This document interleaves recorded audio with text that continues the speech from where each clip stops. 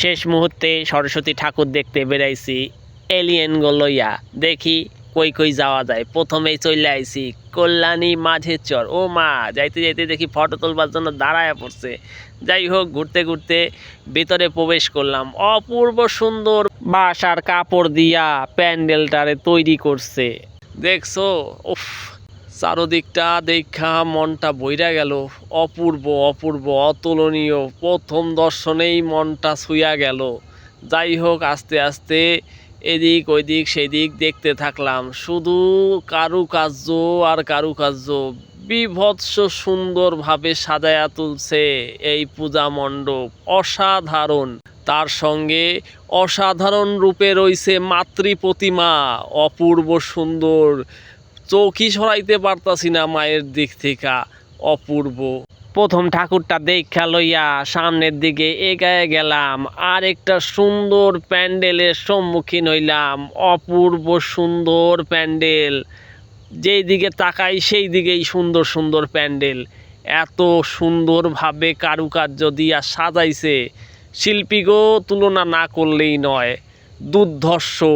একদিকে আমি ক্যামেরা বন্দি করতেছি, আরেকদিকে হেরা রেস্ট নিতেছে। বাহ, কত মজা। তারপর দেখতে লাগলাম ঠাকুরটারে। ও মা, কি কমু, অপূর্ব অপূর্ব ঠাকুর। এক একটা ঠাকুর এক এক ধরনের। দুর্ধর্ষ। চোখ সরানো যাইতাছে না মায়ের রূপে। উফ, অতুলনীয়। এক কথায় কি কমু, কোনো কথা বলার ভাষাই নাই। নিখুঁত মাতৃ প্রতিমা।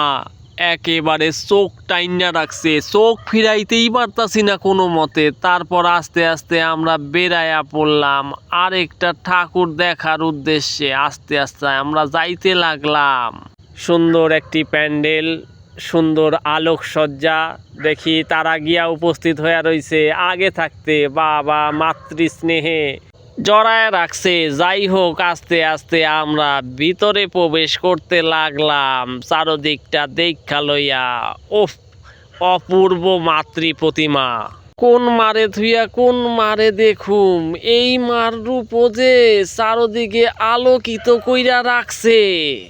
যাই হোক, প্যান্ডেল থেকে বেরানোর আগে ফটো মটো তুইলা লইল। তারপর আমরা বাইরের দিকে বেড়াইয়া আইলাম। দেখি মেলা বইছে। অপূর্ব মেলা। চারদিকে লোক আর লোক।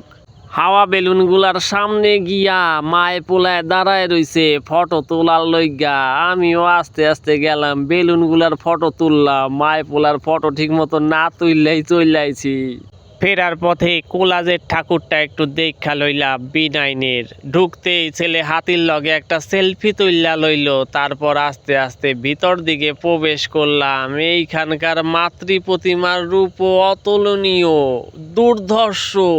চোখই ফিরাইতে পারতাছি না, এত অসম্ভব সুন্দর। ঠাকুর দেখা বেড়ায় আসার আগে ম্যাডামজির একটা ছবি তুললা লইলাম। সাথে পোলায় দেখি হাঁপায় গেছে, একটু রেস্ট নিতেছে, ওরও ছবি তুললাম।